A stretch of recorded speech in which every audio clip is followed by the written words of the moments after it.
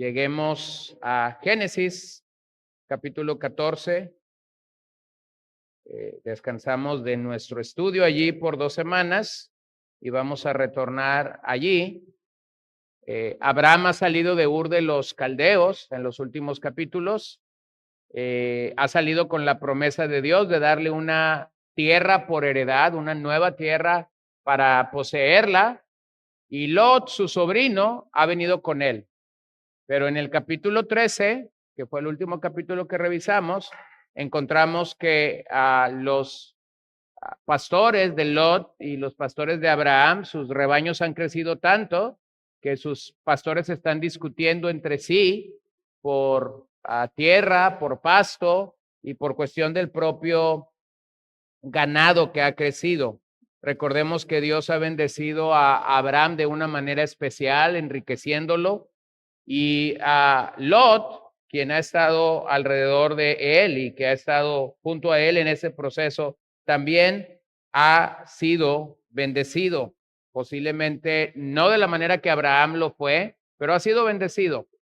Ahora en este capítulo vamos a ver que a Lot, una vez que ha decidido, recordemos que llega este momento en el capítulo 13, cuando Abraham le dice a Lot, bueno, escoge la tierra donde tú quieres ir. Y la Biblia nos dice que Lot alza su mirada y escoge morar o vivir en lo que más tarde nosotros vamos a saber que es Sodoma y Gomorra. Todo parece indicar que ese lugar era atractivo a la vista y que por esa razón Lot escoge ese sitio para vivir. Abraham, confiado en el Señor y confiado que Dios había prometido bendecirlo, no tiene problema en decirle a Lot, bien, ve a donde tú has decidido. Pero llegamos al capítulo 14 e inmediatamente vemos el tipo de decisión que Lot tomó. Y lo que vamos a ver en este capítulo básicamente son 4 eventos. Primero, que 4 reyes hacen la guerra contra los reyes de Sodoma y Gomorra. Y Lot está viviendo en esa área. 4 reyes vienen y pelean con los reyes de Sodoma y Gomorra. El segundo evento que el pasaje nos marca es que Lot y su familia son capturados. El tercer evento es que cuando Abraham sabe que Lot ha sido capturado, entonces Abraham va a ir al rescate de Lot. Y finalmente vamos a encontrar aquí a un personaje un tanto misterioso, Melquisedec, y Melquisedec va a bendecir a Abraham en este pasaje. Entonces vamos a ir a la lectura. Acompáñenme a Génesis 14, verso 1 en adelante. Aconteció en los días de Amrafel, rey de Sinar, de Arioc, rey de Elazar, de Kedorlaomer, rey de Elam, y de Tidal, rey de Goyim, que estos hicieron guerra a Bera, rey de Sodoma, y a Birsa, rey de Gomorra, a Sinab, rey de Adma, a Semeber, rey de Seboim, y al rey de Bela, es decir, Zoar. Estos últimos se reunieron como aliados en el valle de Sidim, es decir, el mar salado. 12 años habían servido a Kedorlaomer, pero en el año 13 se rebelaron. En el año 14, Kedorlaomer y los reyes que estaban con él vinieron y derrotaron a los refaítas en Astarot, Carnaim, a los susitas en Am, a los emitas en Sabe Kiriataim y a los oreos en el monte de Seir hasta el Parán, que está junto al desierto. Entonces volvieron a En-Mispat, es decir, Cades, y conquistaron todo el territorio de los amalecitas y también los amorreos que habitaban en Asesón Tamar. Entonces el rey de Sodoma con el rey de Gomorra, el rey de Adma, el rey de Seboim y el rey de Bela, es decir, Zoar, salieron y les presentaron batalla en el valle de Sidim, es decir, a Kedorlaomer, rey de Elam, a Tidal, rey de Goyim, a Amrafael, rey de Sinar, y a Arioc, rey de Elazar. 4 reyes contra 5. El valle de Sidim estaba lleno de pozos de asfalto, y el rey de Sodoma y el de Gomorra, al huir, cayeron allí, y los demás huyeron a los montes. Entonces tomaron todos los bienes de Sodoma y Gomorra con todas sus provisiones y se fueron. Se llevaron también a Lot, sobrino de Abraham, con todas sus posesiones, pues él habitaba en Sodoma, y se fueron.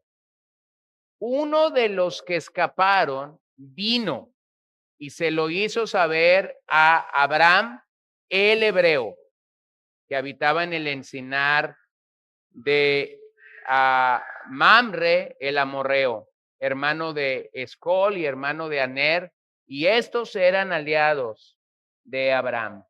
Bueno, llegamos hasta ahí para el primer bloque.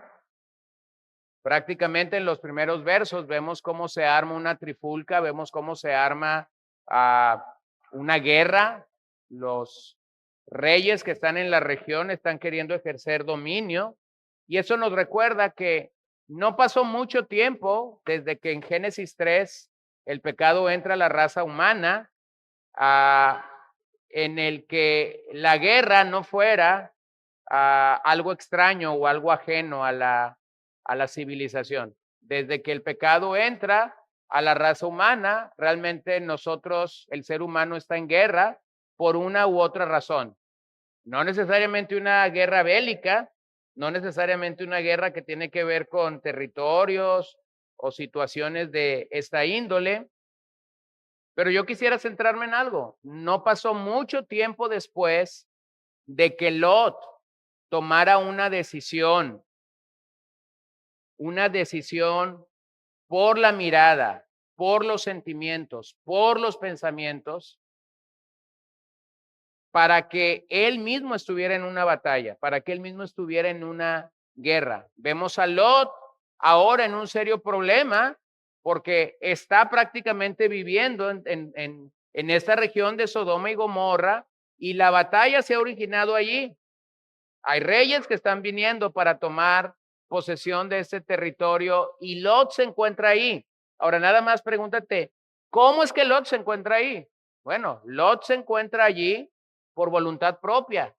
Él ha elegido ir allí. Él ha tomado la decisión cuando Abraham le dice, aquí está todo este territorio, elige a dónde tú quieres ir, y él ha elegido ir a esta tierra que ahora está siendo tomada por un ejército aparentemente mucho más grande, mucho más fuerte, mucho más capaz que lo que ellos podían presentar.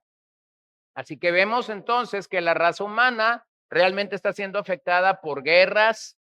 El derramamiento de sangre inocente ha formado ya una semilla desde que Caín toma la vida de su hermano Abel en el famoso pecado de Caín.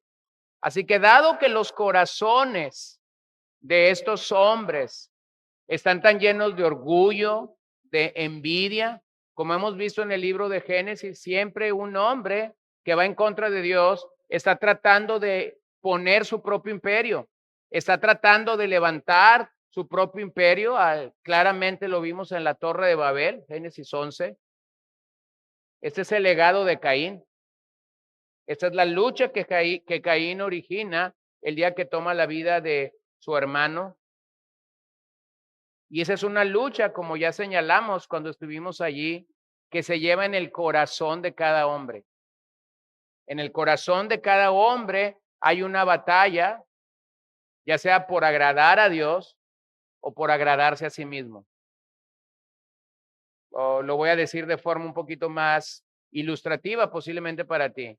En nuestro corazón realmente hay una batalla entre Caín y Abel. Nuestro corazón, por un lado, cuando venimos al Señor, quiere adorar al Señor, quiere bendecir al Señor, quiere reconocerlo. Pero a la vez, Caín nos está diciendo, no lo hagas. ¿Lo ven? Que es esta batalla contra el pecado, que es algo frontal. La guerra entonces es inevitable porque el orgullo y el odio y el rencor y la amargura está dominando nuestros corazones. Lo vemos simple y sencillamente en el cumpleaños de un niño pequeño de 3 o 4 años, cuando él se siente asaltado porque la madre, la abuela o una tía está partiendo su pastel, lo que él pensaba que era su pastel, únicamente para él, pero entonces algún miembro de la familia comienza a partir este pastel y comienzan a salir platos para repartir a los invitados de ese cumpleaños. Y entonces el orgullo, la envidia, comienza a decir, es mi pastel. Yo pensé que era para mí solo. ¿Por qué lo estás partiendo en tantos pedazos? O el simple hecho del niño acercándose y decir, mamá, ¿podrías dar rebanadas más pequeñas? ¿Por qué lo hace? Porque quiere más. Entonces es esta batalla que está ahí peleando simple y sencillamente por el pedazo más grande de pastel. Esa batalla, años más tarde, nos lleva a tener problemas con nuestro vecino de al lado, porque cuando él se levantó más temprano que nosotros, resulta que toda la basura que estaba en su lado, no la recogió, sino la echó a tu lado. Y cuando tú te levantas más tarde y ves que toda esa basura está allí, entonces, oh sorpresa, Caín está listo para pelear nuevamente. Caín está listo para entonces poder salir y poder levantar una nueva guerra, y tan solo son las 8 de la mañana. Tan solo son las 8 de la mañana. El día está iniciando y ya hay una guerra en nuestro corazón por causa del pecado. Pero resulta que aquel día del cual estamos leyendo, las ciudades de Sodoma y Gomorra estaban siendo arrastradas a una guerra. Ellos están perdiendo una batalla clave, están perdiendo su territorio. Y el enemigo ha tomado cautivo a personas, y entre esas personas que ha tomado cautivo, resulta que el enemigo ha llevado cautivo a Lot y su familia. Entonces, el escenario es narrarnos, no tanto la batalla, pero narrarnos el hecho de que Lot, el sobrino de Abraham, ha sido llevado cautivo. Verso 14. Al oír Abraham que su sobrino había sido llevado cautivo, movilizó a sus hombres adiestrados, nacidos en su casa, 318 en total, y salió a su persecución hasta Dan. Por la noche, él con sus siervos organizó sus fuerzas contra ellos y los derrotó y los persiguió hasta Oba, que está al norte de Damasco, y recobró todos sus bienes, también a su sobrino Lot con sus posesiones, y también a las mujeres y a la demás gente.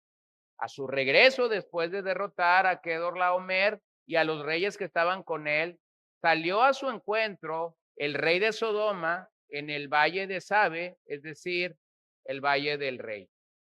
Este pasaje es clave porque proporciona el ejemplo de un sistema de gobierno y de defensa piadoso. Abraham recuerden que el libro de Génesis, como bien lo sabemos, es el libro de los comienzos. Hay muchas cosas que nunca se han hecho que están apareciendo en el relato que Moisés está dando en el libro de Génesis. Bueno, esta es la primera vez que sabemos que un hombre toma a un grupo de su casa, 318 hombres adiestrados, y van en el rescate de prisioneros. Van en el rescate de hombres que han sido llevados cautivos en guerra. Así que esta es la primera vez que vemos un sistema de gobierno y de defensa piadoso. A diferencia de los ejércitos que han tomado por la violencia a Sodoma y Gomorra, el propósito de Abraham no es destruir reyes. El propósito de Abraham no es conquistar territorio. El propósito de Abraham no es asaltar un ejército. El propósito de Abraham es rescatar a un prisionero de guerra. Así que es de vital importancia para cualquiera de nosotros como creyentes que pudiéramos considerar o abordar el área del gobierno civil de acuerdo con Dios. Abraham pudo haber dicho, mi sobrino se lo buscó, que él se las arregle, ¿cierto? ¿Quién había escogido a dónde ir a morar? Lot. Abraham pudo decir simplemente, bueno, hijo, esto que hiciste tú, ahí está tu merecido. Pero su fe en Dios lo hizo generoso.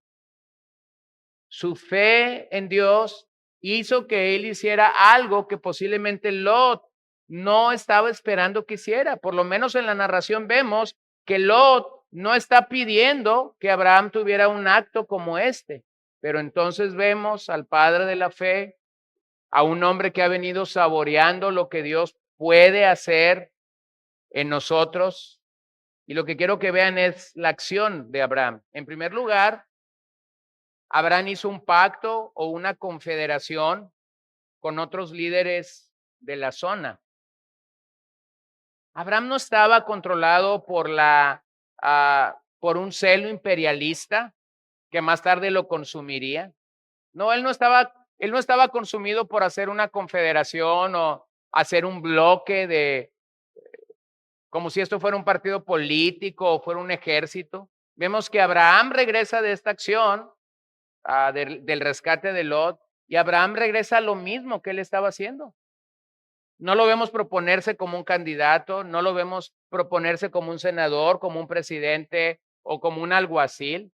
No, no era el corazón de Abraham. El corazón de Abraham era simple y sencillamente rescatar a su familia. Él tampoco estaba hambriento de poder. Él no estaba hambriento de poder. Ese atractivo de poder es prácticamente irresistible para un hombre que no teme a Dios. Lo vuelvo a decir. Ese atractivo de poder es prácticamente irresistible para un pecador, para un hombre que no teme a Dios. Pero Abraham no estaba interesado en centralizar el poder en su persona.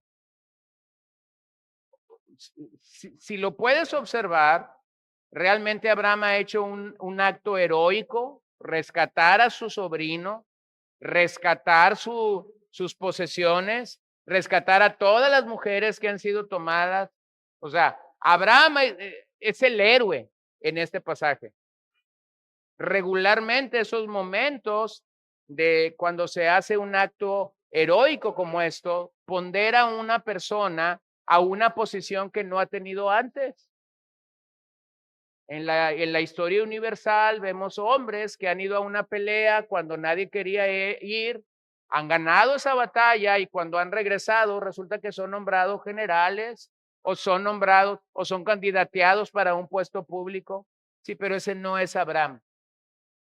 Abraham no está buscando centralizar el poder en su persona y yo creo que eso es una gran lección para nosotros. Ningún cristiano que teme a Dios debe estar interesado en eso. El poder político corrompe, el poder económico corrompe, el poder en una familia corrompe y debo también decir que el poder espiritual puede llegar a corromper a una persona. Entonces, ¿cuál es el secreto que Abraham está diciendo aquí? El secreto que Abraham tiene para resistir esta tentación es que, y el pasaje mismo lo va a decir en unos versos, es que cuando él ve la magnitud de lo que aquí ha pasado, él reconoce la mano de Dios en esto. Es decir, él se hace a un lado para decir quien merece realmente la gloria es Dios. Y eso, hermanos, es no centralizar el poder en nosotros mismos. Piénsalo simplemente, piénsalo. Cuando hemos orado por algo y que el Señor en su infinita misericordia ha querido dar la respuesta positiva a nuestra oración. Y entonces, si una persona que no entiende muy bien el evangelio, que no entiende muy bien la fe, te escuchó orar, va a venir y más o menos va a decir, wow, eres sorprendente. Todo lo que tú pides, Dios te lo da. Bueno, esa es la forma como una persona que no entiende el evangelio pudiera pensar, ¿verdad? Si yo pido que una persona que está en cama sane y resulta que al día y está diagnosticado con algo malo o ya está sentenciado para morir y al día siguiente la persona está de pie, pues el incrédulo que no entiende la fe y que no entiende a Dios va a pensar que la oración es mágica y te va a decir algo como esto: wow, eres un gran hombre o una gran mujer de oración. Bueno, simplemente este es un recordatorio para decirte lo siguiente: resiste la tentación de que el poder sea centralizado en ti. Esto fue lo que Abraham hizo. Esto es lo que los hombres santos de Dios han hecho a lo largo de toda la historia. Se han hecho a un lado y han dicho: la gloria es de Dios. ¿Se acuerdan del salmista? No a nosotros, oh Dios, no a nosotros, sino a tu nombre sea dado la gloria. Entonces tenemos que resistir la tentación cuando enfrentamos a esta sociedad que no está interesada en temer a Dios, que no está interesada en reconocer a Dios, pero entonces que nosotros entendemos cómo las cosas están sucediendo en la palabra de Dios.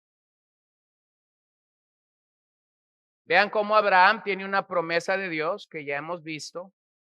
Él está caminando bajo un pacto que ya hemos escuchado. Abraham, te voy a bendecir, tu descendencia va a ser, en términos claros, no va a poder ser contada, va a ser como la arena en el mar, va a ser como las estrellas en el cielo. Yo voy a bendecir a todas las familias de la tierra a través de ti. Este es el hombre que está caminando con una promesa de Dios sobre su vida. Pero en segundo lugar, quiero que observes que Abraham participó de una forma legítima en un tipo de guerra donde él se está defendiendo. Observen el relato: varias naciones malvadas habían saqueado ilegalmente las ciudades de las llanuras, habían secuestrado a Lot y su familia en el proceso. Y aunque ha habido algunas excepciones en la historia cristiana, cada guerra librada con justicia ha sido una guerra defensiva, tal como en este capítulo lo es la guerra de Abraham por el rescate de Lot. Bueno, piénsalo, ¿había mucho que arriesgar? Sí. ¿Había mucho que perder? Sí. La propia vida de Abraham podía haber sido perdida en esta batalla o en esta guerra. Así que si hay algo que se puede extraer de este pasaje en relación a las acciones de Abraham contra estos reyes, es una visión piadosa de la manera como Abraham se presenta para defender o para rescatar a su propia casa, a su propia familia. Los hombres buenos se levantarán para defender a su familia y a su patria, si así es necesario. Bueno, esto es como si alguien llegara a tu casa y quisiera golpear a tus hijos pequeños o quisiera golpear a tu esposa. ¿Qué harías? Bueno, si ese fuera en el día de Abraham, por lo que yo leo, Abraham defendería lo que es suyo. Abraham defendería lo que es suyo. Así que generalmente esa es la responsabilidad de los magistrados civiles, protegernos de reyes y de ejércitos invasores.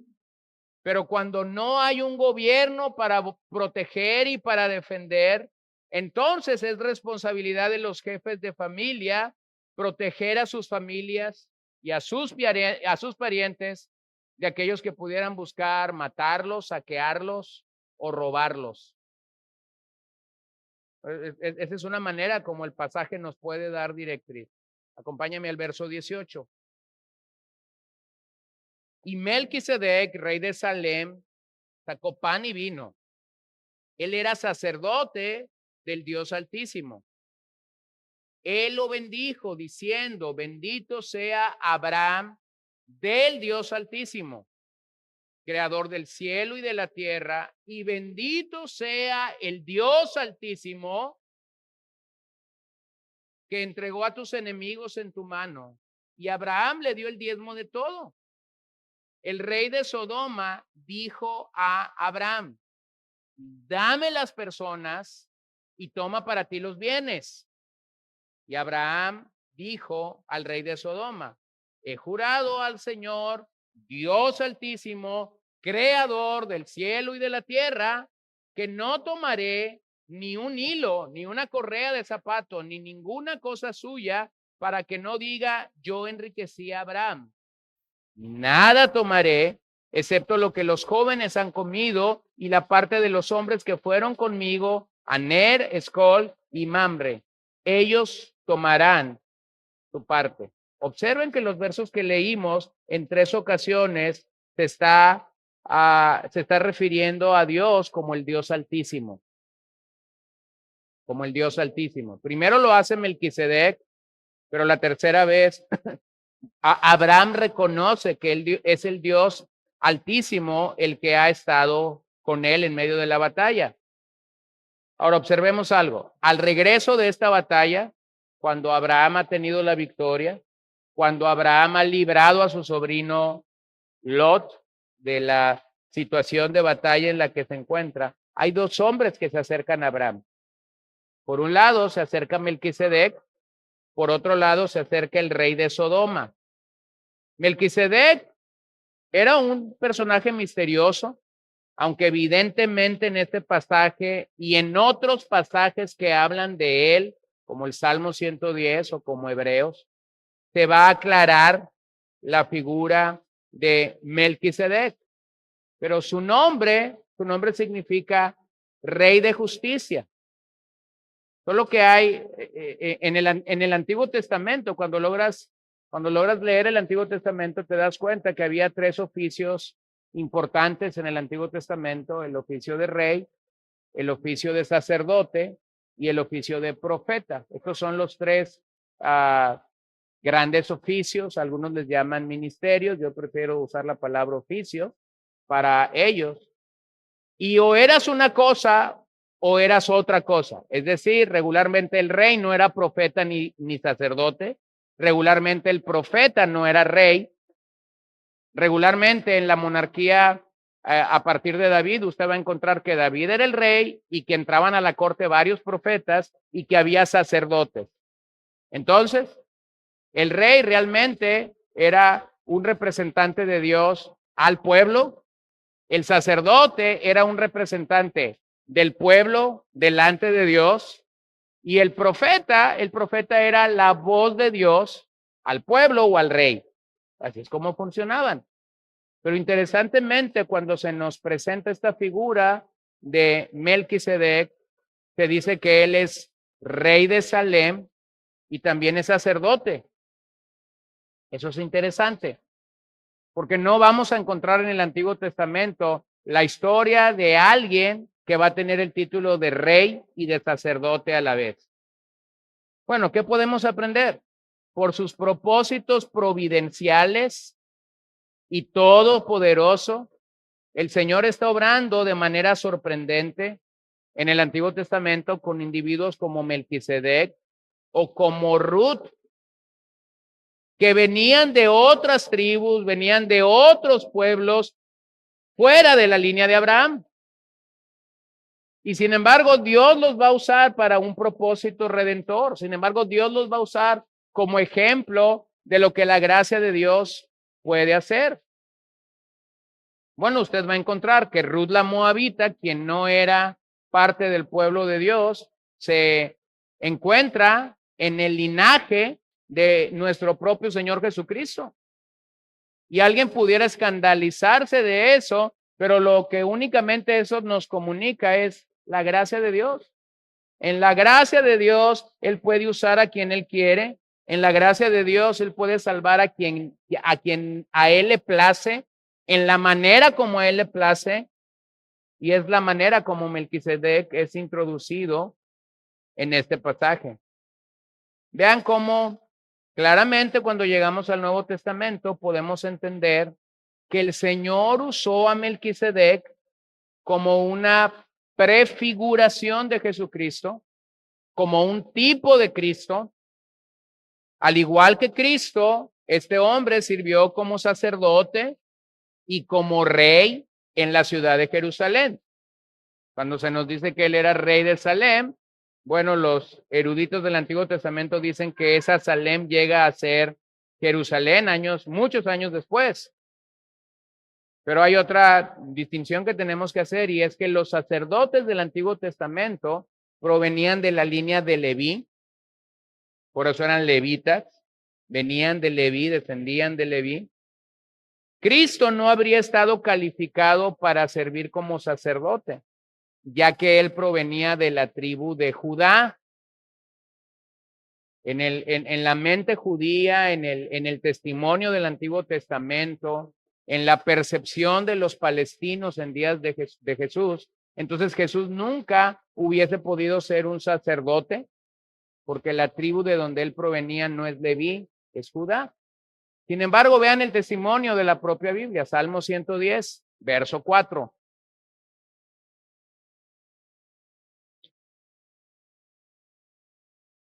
El Señor ha jurado y no se retractará. Tú eres sacerdote para siempre, según el orden de Melquisedec. Tú eres sacerdote para siempre, según el orden de Melquisedec. Bueno, claramente el Salmo 110 es un salmo mesiánico. ¿Qué significa esto? Que es un salmo que apunta al Mesías, apunta a Jesús.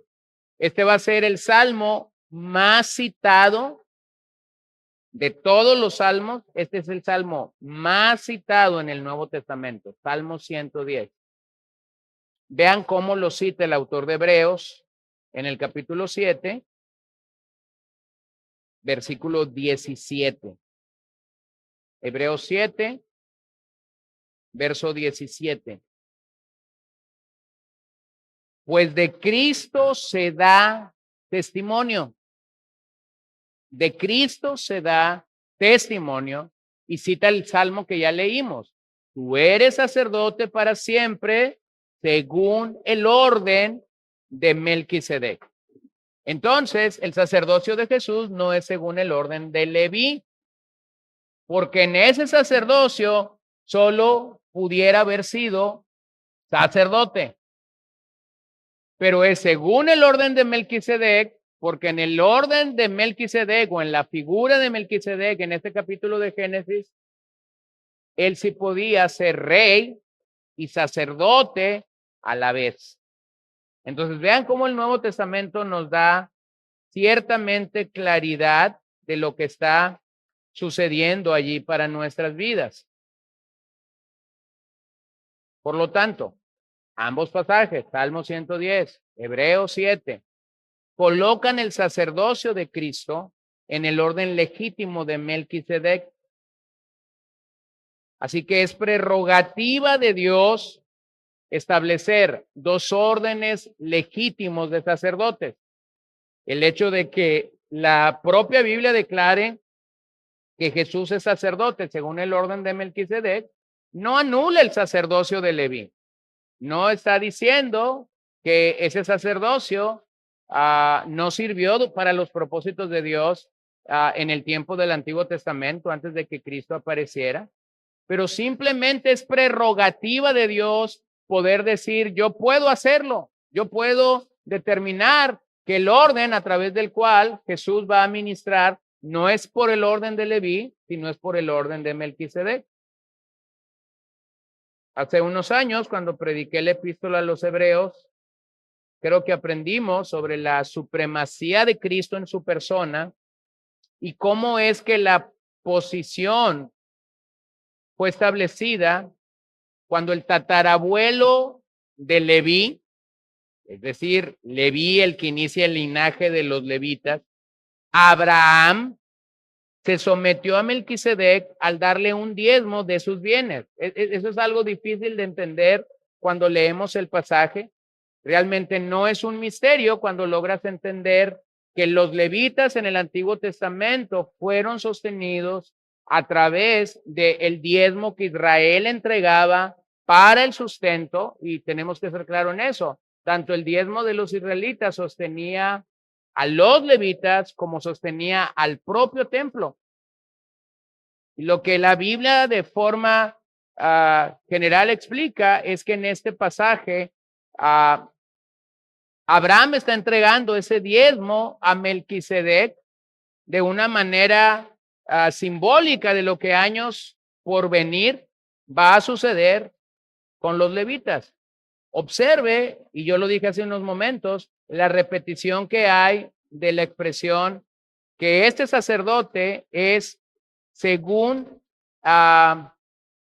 ese sacerdote es el sacerdote del Dios Altísimo.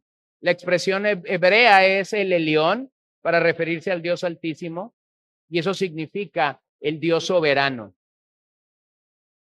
Entonces Melquisedec está sirviendo al Dios soberano.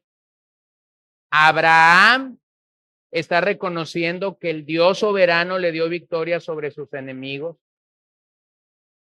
Ahora vean dos acciones.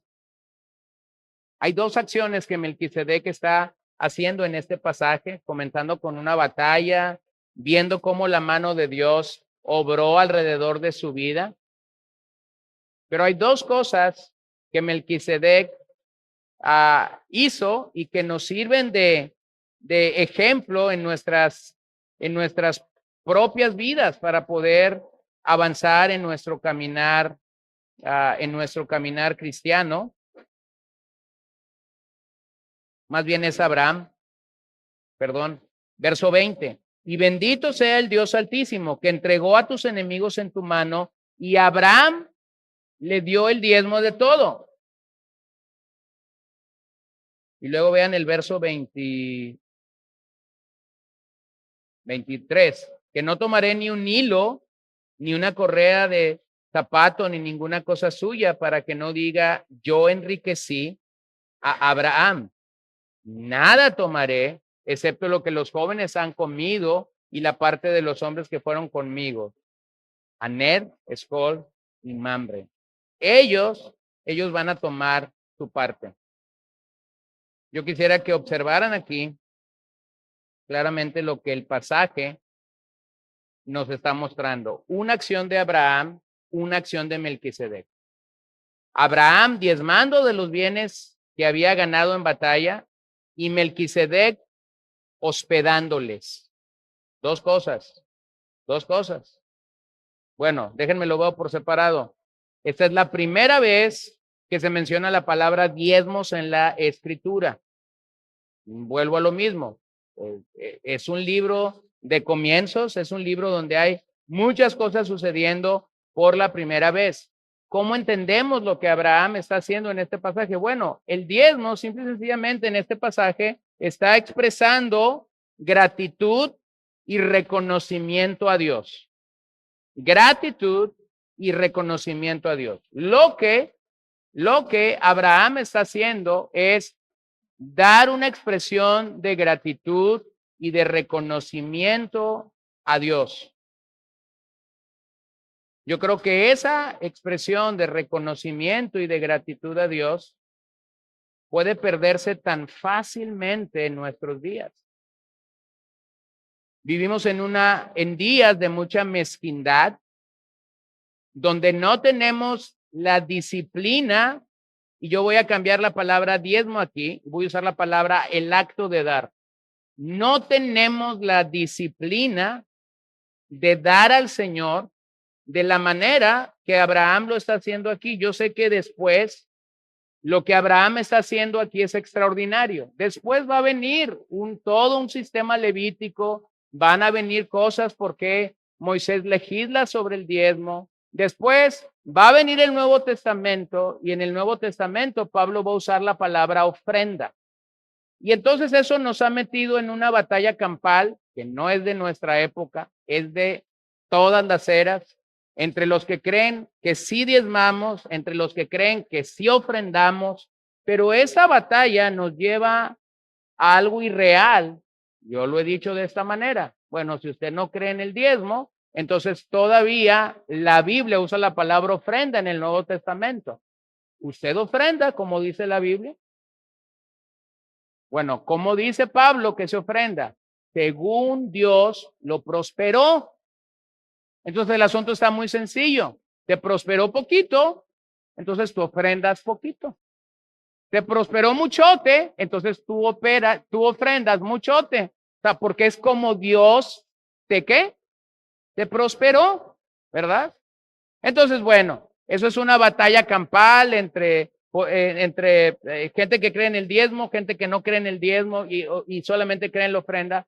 El punto es, y al punto al que quiero llevar, es que la estadística mundial es caótica. La estadística mundial, algunos estadistas hablan de que la iglesia el día de hoy ofrenda el 2% o el 3% de sus ganancias. Bueno, eso ni siquiera se acerca al 10%, ¿cierto? El punto es que no tenemos un acto disciplinario para dar. Lo voy a decir así. Vengo a la iglesia, doy. No vengo a la iglesia por 3 semanas, no doy. ¿Lo ven? Pregunta, ¿eso es un acto disciplinario? No, porque vengo o no vengo, yo doy. ¿Lo ven? Ese es el punto. Ahora, no me voy a meter en esa batalla de diezmos u ofrendas. Simplemente yo quiero rescatar el principio que hay en este pasaje aquí. Porque este pasaje por lo menos te da 4 principios. Ya sea que tú diezmes, ya sea que tú ofrendes, o si no lo haces, puedes tomar 4 principios que puedes aprender de aquí. Principio número 1. Damos en un lugar adecuado. Damos en un lugar adecuado. Principalmente, nosotros debemos de dar en el lugar donde nos congregamos. ¿Por qué razón debemos de dar en el lugar donde nos congregamos? Porque allí recibimos, y tomamos la expresión que hay en el pasaje, allí recibimos pan y vino. Es decir, allí recibimos una mesa servida donde el Señor nos está atendiendo espiritualmente. Si después que tú tienes la disciplina de dar para tu iglesia, tú quieres dar en cualquier otro ministerio o quieres bendecir a un misionero o quieres ayudar a un plantador de iglesias o quieres dar para las misiones mundiales, hermanos, si el Señor te da libertad para eso, hazlo. Hazlo. Pero comenzamos con una disciplina de dar en el lugar donde nosotros estamos siendo alimentados. Segundo, damos con la cantidad adecuada. En este caso en particular, Abraham trajo su diezmo y no tengo que explicar lo que un diezmo es el 10%. Para él esa fue la condición o esa fue la proporción adecuada. Vuelvo a lo mismo, en la batalla que tenemos entre diezmo y ofrenda, yo nunca he encontrado a alguien que crea en la ofrenda que me diga que da el 11% de sus ganancias, el 12 o el 13. Entonces el problema es el porcentaje. El problema es el porcentaje. Yo una vez platiqué con un hombre que me asustó. Es una persona que maneja demasiada economía. Y entonces él me dijo, bueno, yo viví por muchos años, mientras mis negocios fueron creciendo, yo viví por muchos años dando el 10, el 12, el 15, el 20% de mis ganancias, hasta que desde hace unos años yo doy mi 60 y vivo con mi 40. Bueno, eso es sumamente extraordinario. No lo estoy poniendo como una doctrina, no lo estoy enseñando claramente como una doctrina, pero simplemente quiero decirte algo. Me llamó la atención que él sí sabía el porcentaje que daba. Eso es lo que quiero que veas. Yo no he conocido a una persona que defienda a capa y espada el ofrendar que esté por encima de una proporción como el 10%. Entonces, hermanos, damos cantidad adecuada. Pablo lo dice a los corintios, cada uno dé conforme el Señor lo ha bendecido. Entonces, esa cantidad que damos, de acuerdo a lo que Pablo dice en Corintios, es proporcional. Es proporcional. Mi ánimo, mi aliento, siempre que platico con alguien de esto es, disciplínate a dar una cantidad proporcional continua. Eso es lo que creo que el principio enseña. Tercero, damos con los motivos adecuados. Damos con los motivos adecuados. ¿Cuál era el motivo adecuado de Abraham al presentar este diezmo a Melquisedec? Gratitud. El Señor lo había librado. Estaba vivo y coleando. Estaba vivo. Había ido a pelear. Esto era como una batalla de enanos contra gigantes. Abraham era el enano y los enemigos que se habían llevado al sobrino eran los gigantes.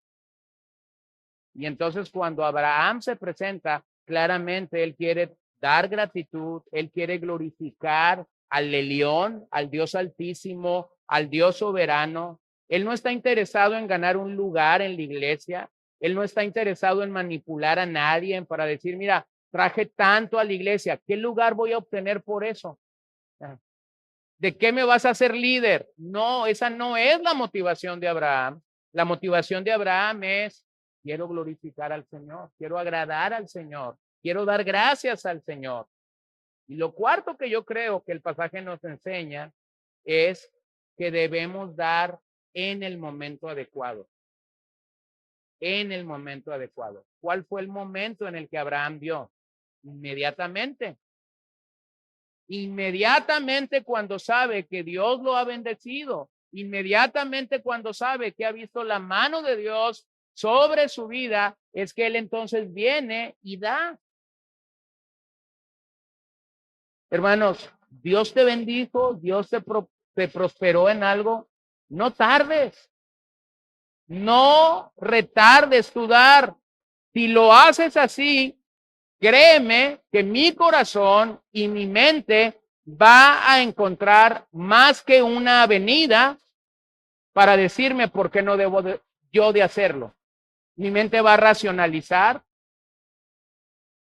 mi mente va a pensar y finalmente si yo no lo hice en el momento adecuado, la realidad es que no lo haré. Ahora, por un lado, Abraham está dando ese diezmo a Melquisedec. Vean lo que Melquisedec está haciendo. Melquisedec también proporciona hospitalidad a los hombres que regresan de la batalla. Esa es la primera vez que la palabra hospitalidad se encuentra en la Biblia. La palabra hospitalidad significa amor a los extraños. Amor a los extraños. Sabemos por este y otros pasajes que la hospitalidad es una forma de vida que los verdaderos creyentes practican. Ya hace algunos años, mi esposa y yo conocimos un matrimonio ahí en el área de La Laguna, y cuando conocimos a este matrimonio fuimos impresionados por su hospitalidad, por la manera como ellos practicaban la hospitalidad y hablaban de la hospitalidad. Y entonces cuando nosotros quisimos decirles esto, quisimos dar las gracias por la manera como nos habían modelado hospitalidad, recuerdo que la hermana a la que se lo dijimos dice, ay, dice, me siento tan humillada por lo que me están diciendo, dice, porque realmente nosotros quisiéramos emular a mi madre y a mi padre, dice. Ellos verdaderamente practican el don de la hospitalidad, dice. Ya eran unos ancianos cuando nos contaron esa historia y entonces nos dijeron, el año pasado hospedaron 780 huéspedes en el año. Y yo me quedé con la cara de, ¿what? Y entonces yo le dije, ¿me podrías explicar esto un poquito más? Sí, dice, en la casa de mis padres hay una habitación enorme. Hay una habitación para huéspedes, dice. Y la puerta principal de esa casa siempre está abierta. Y hay un letrero afuera que dice, si usted no tiene dónde dormir, puede venir y dormir aquí. Cristo te está esperando. Entonces dice, a veces mis padres subían las escaleras, la habitación está vacía, ellos subían las escaleras y en la mañana cuando ellos bajaban las escaleras, había huéspedes ahí. Entonces ellos estaban listos para brindar el desayuno. Y siempre la expresión era, y si necesitas regresar en la noche, entonces la puerta está abierta para ti. Y entonces cada vez que alguien salía de su casa, ellos hacían la marca de cuántos habían dormido esa noche allí. Por eso es que llevaban esa cuenta, ¿no? Y ya ambos están con el Señor después de los 90 años. Pero cuando yo escarbé un poquito más y más sobre su ministerio, sobre su trabajo para el Señor, tenían años haciéndolo. Años. Lamentablemente, esta práctica ha sido tristemente descuidada, aún por nosotros los creyentes, a favor de una forma institucionalizada y comercializada de la hospitalidad. Hoy en día la gente rara vez abre sus casas a extraños que pasan, ¿sí? Algunos incluso se sienten incómodos cuando abren su casa a sus propios parientes. Pero la hospitalidad era común durante miles de años entre familias piadosas o incluso entre paganos.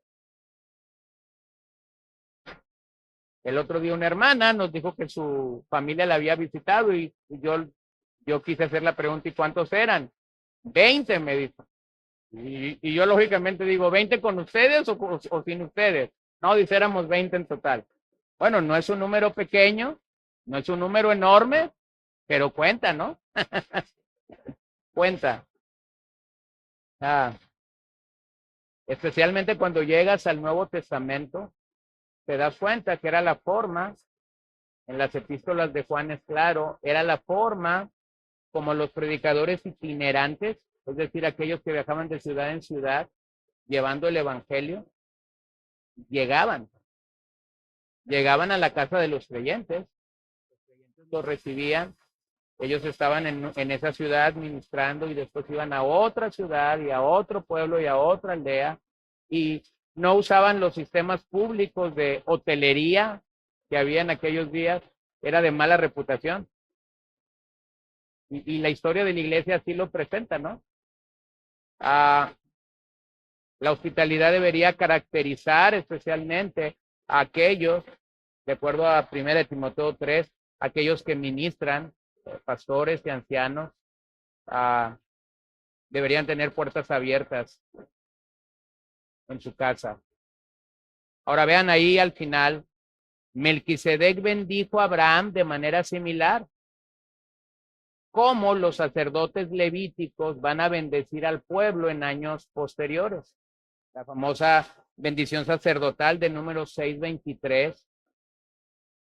Bueno, Melquisedec está bendiciendo de una manera especial a Abraham, pero lo está bendiciendo nuevamente en el nombre del Elión, el Dios soberano, el Dios altísimo. Así que si estos sacerdotes actúan como intercesores entre Dios y el hombre, entonces debemos creer que cuando recibimos la bendición espiritual de una persona que está a cargo o que está cuidando de nuestras almas, eso tiene un eco sobre nuestro corazón de una manera diferente.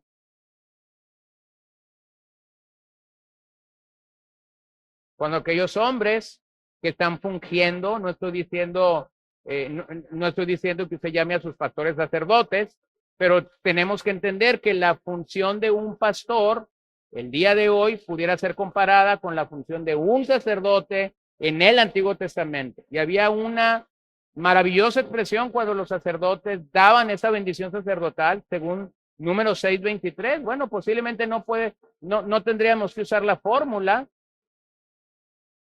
o posiblemente sí.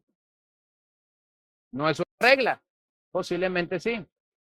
Yo recuerdo haber escuchado a una hermana ya mayor en Cristo, cuando se lo escuché ya estaba entrada en una buena cantidad de años, y ella le escuché esta expresión: me gusta ir a la iglesia fulana de tal, y dio el nombre, es otra ciudad, y él dijo, porque el pastor todos los domingos termina con la bendición sacerdotal. Bueno, yo era un niño, posiblemente no entendía muy bien eso, pero entonces después cuando entendí la bendición sacerdotal, supe a qué se refería esta hermana, ¿no? Nunca dijo, me quedé en esa iglesia porque predican el evangelio, porque predican la verdad, porque enseñan la verdad. Simplemente dice, me encanta ir a esa iglesia y sobre todo el domingo en la noche, porque el cierre del culto es que el pastor va a subir después del canto final y va a dar la bendición sacerdotal.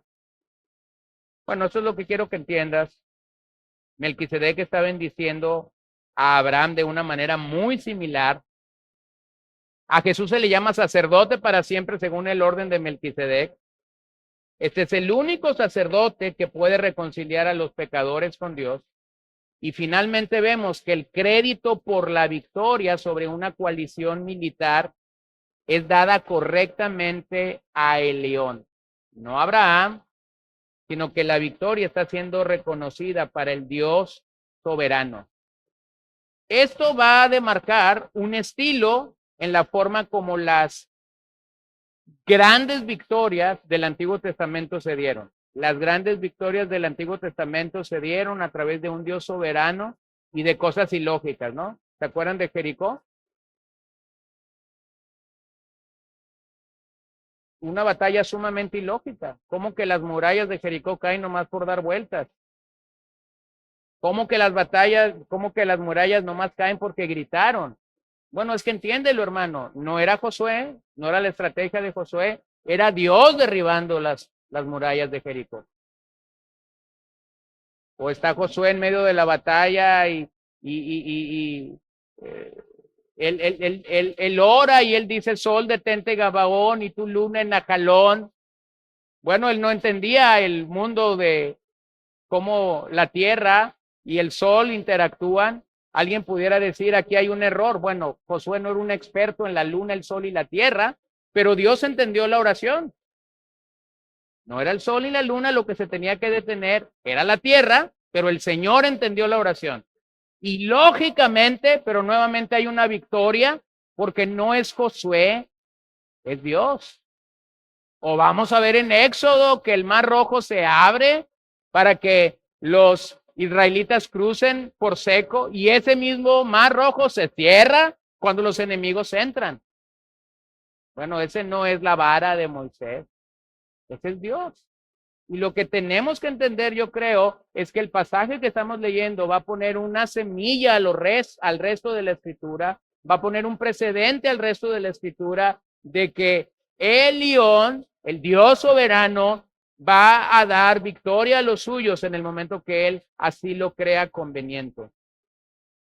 La segunda persona con la que Abraham se encuentra al regresar es el rey pagano de Sodoma. El rey pagano de Sodoma. El rey pagano de Sodoma es interesante en este pasaje, porque cuando él ve lo que Melquisedec ha hecho y cómo Abraham le ha dado de sus bienes, el rey de Sodoma le dice: a mí no me des de tus bienes. ¿Qué pide? ¿Qué pide el rey de Sodoma? Persona. A mí dame persona. ¿Sabes que hay un rey que sigue pidiendo almas el día de hoy? ¿Sabes que hay un rey que no importa si eres rico, pobre, grande o pequeño, sabio o tonto? Él no está buscando esto, él simplemente quiere almas, quiere personas para sí mismo, para su placer, para su pecado. Pero vean que el rechazo de Abraham a la oferta de recompensa material de este rey es una adición interesante a la historia.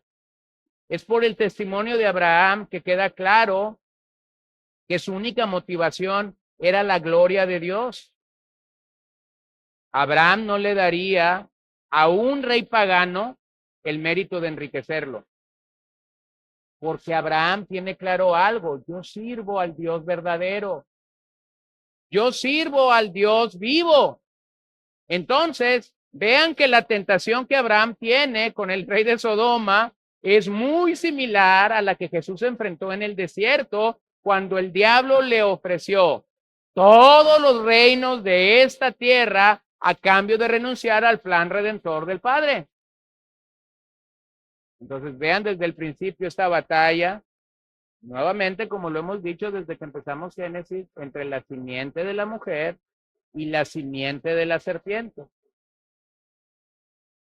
Ahora, el rey que estamos examinando representa el rey de Sodoma, representa a esa simiente de la serpiente, tentando a un siervo de Dios para decir: yo te puedo enriquecer, solo dame a las personas.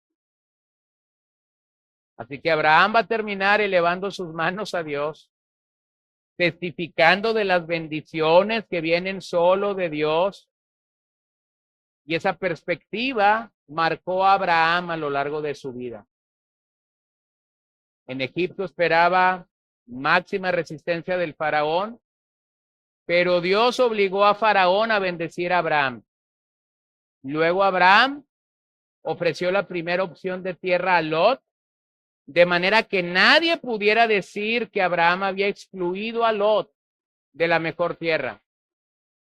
Tampoco quería que nadie pensara que un rey pagano lo iba a enriquecer. Eso es increíble. Porque por la fe, Abraham esperaba que Dios escribiera sus cheques y aumentara sus bienes, y eso no iba a ser, nadie más iba a tener ese reconocimiento sino Dios. Si Dios me quiere bendecir, dice Abraham, me va a bendecir y yo no necesito a un rey que me ande diciendo, tú dame las personas, yo te voy a bendecir. Eso creo que nos enseña mucho de el tipo de Dios al que servimos. No vamos por las bendiciones, no vamos por el interés económico, pero entendemos que si Dios quiere te puede bendecir de la forma que Él quiera bendecirte, pero no es que lo buscamos por bendiciones. Dios es mucho más grande que bendiciones. Dios es mucho más alto que simplemente una economía o una remuneración para nuestras almas. No estamos en esa mezquindad. Pero quiero que vean que Abraham pudo rechazar estas tentaciones porque él tiene algo mucho más grande y mejor de parte de Dios. Promesa. Tiene una promesa. Hermanos, yo creo que el pasaje nos enseña un par de cosas para terminar. Número 1, todo buen regalo viene del cielo. Todo lo bueno que tú tienes viene del cielo. Tu casa, tu trabajo, tu familia, lo que Él te permite hacer. Cuando alguien te dice, a mí ha habido a veces ocasiones en que personas me dicen, acabo de cerrar un muy buen trabajo. Y yo me quedo callado siempre que alguien me dice, acabo de cerrar un muy buen negocio o acabo de hacer la venta del año para mí. Yo me quedo callado porque yo quiero saber qué hay detrás de eso. Y a veces yo digo, dilo, glorifica a Dios, dilo. Porque si crees que tú lo lograste, lo vas a perder. Pero si tú glorificas a Dios, entonces estás entendiendo esto. Viene de Dios. Viene de Dios. Todo buen regalo, toda buena dádiva viene de Dios. Dios nos da nuestros salarios, Dios nos da nuestros empleos, Dios nos da todo de una manera en una forma de gracia. Así que realmente Dios es la fuente última de todas nuestras bendiciones, de toda nuestra felicidad. Y debemos rechazar una noción humanista de que nosotros podemos lograr estas cosas por nuestras propias facultades. Nunca, hermanos, debemos considerar nuestro éxito como el producto de nuestras propias manos, sino que debemos entender que todo lo bueno viene de Dios. Número 2, es apropiado educar a nuestros hijos para que defiendan a sus familias como Dios lo hizo. Es necesario que podamos entender al estilo de Nehemías 4, cuando ellos están edificando, levantando la muralla, y que Nehemías se da cuenta de que realmente los enemigos andan detrás de él y andan detrás de parar la obra en Jerusalén. Y entonces Nehemías fue muy astuto al llamar a las familias para que cada familia defendiera. Déjenme pongo este ejemplo para que sea claro, ¿no? Yo vivo aquí, esta es mi casa, y esta es la parte de la muralla que está frente a mi casa. Entonces, ¿qué fue lo que Nehemías dijo? Peleen por sus casas y sus familias. Entonces, esos que están aquí en su casa, salen a edificar el muro, no muy lejos de su casa. Salen a edificar el muro en el lugar donde sabían que si ellos levantaban la muralla, iban a defender ¿a quién? Su familia. Entonces es cuando nos dicen que con una mano detenían la cuchara para pegar rocas y con otra mano tenían la espada para pelear por su familia. Esta es la forma entonces, como el pasaje como el capítulo 14, donde Abraham está saliendo para pelear por su familia, nos modela o nos enseña eso. Número 3, siguiendo el ejemplo de Abraham, nosotros deberíamos tener una actitud de dar adecuadamente al Señor, aceptando su sacrificio y su bendición y sometiéndonos a un reino en todas las partes de nuestras vidas. En todas las partes de nuestras vidas.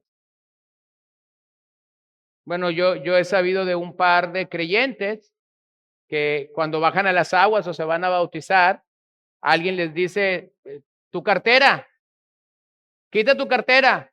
Y entonces estos creyentes dicen, no, también esa se necesita sumergir, porque necesita entender cómo camina el reino de Dios. Bueno, hermanos, necesitamos entender que en la gracia de Dios, nuestra mezquindad puede ser transformada en generosidad. En la gracia de Dios. Entonces nosotros yo creo que podemos aprender de este pasaje grandes lecciones para nuestra vida. Vamos a orar. Señores, acudimos a ti esta noche para darte gracias. Acudimos a ti esta noche para bendecirte. Gracias que podemos ver a nuestro padre Abraham caminar, transitar con estos retos en la vida de una manera sorprendente, Señor.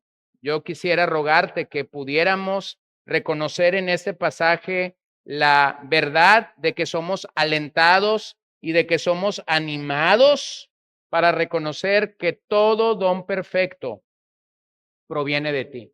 Todo lo bueno proviene de ti. Así que ayúdanos a nunca creer que nosotros los producimos, a nunca creer que producimos milagros, negocios, ganancias. Ciertamente nos das la sabiduría, la inteligencia, el esfuerzo para poder hacerlos, pero que cada día que laboramos, que cada día que trabajamos podamos tener esta actitud de decir, gloria a ti, Señor. Gracias que tú me permites hacer esto. Gracias que tú me das entendimiento para hacer esto. Segundo, Señor, yo ruego, yo pido que tú nos des la capacidad de poder bendecir a nuestras familias de tal manera que nosotros podemos comunicar a nuestras familias que estamos dispuestos a defenderlos en los momentos difíciles de la vida y que podamos entender, Señor, que aún en lo material, en lo físico y también en lo espiritual, Señor, porque muchas veces seguimos peleando, orando por los nuestros, clamándote a ti por una intervención en la vida de nuestros hijos. Entonces, permítenos levantarnos también en ese ámbito para pelear por nuestras familias. Y también, Señor, yo pido que el pasaje que acabamos de leer pueda ser un motivo de autoexaminación en nuestro darte a ti. Pueda ser un motivo de examinar cómo ahora mismo yo estoy participando, colaborando con el reino, siendo generoso o siendo mezquino. Y yo pido, Señor, que tú ablandes nuestro corazón. La sociedad en la que vivimos es una sociedad hedonista que piensa solo en sí, una sociedad que no tiene una actitud para dar, pero el evangelio, Señor, realmente nos transforma y realmente el evangelio nos ayuda a reconocer la verdad en todo este sentido. Así que yo pido que tú seas con nosotros. Principalmente yo pido que nosotros al salir de este lugar, no solo hoy, sino siempre, podamos reconocer lo que en 3 ocasiones aquí se reconoce en este pasaje, que tú eres el león, el Dios altísimo, el Dios soberano, el Dios que gobierna. Y yo pido que nuestros corazones, nuestras vidas, nuestras familias puedan tener la seguridad de que el Dios soberano está dirigiendo el rumbo de nuestras vidas. Pido eso en el nombre de Jesús y te doy gracias y te doy honra y honor en esta hora. En tu nombre oramos. Llévanos con bien a casa. Bendice nuestro sueño, nuestro descanso y también pedimos, Señor, que tú bendigas el resto de la semana. Si Dios lo permite, permítenos estar el domingo juntos para adorarte, para exaltarte, para crecer en comunión y para escuchar tu palabra nuevamente. En tu nombre oramos, Señor. Amén y amén.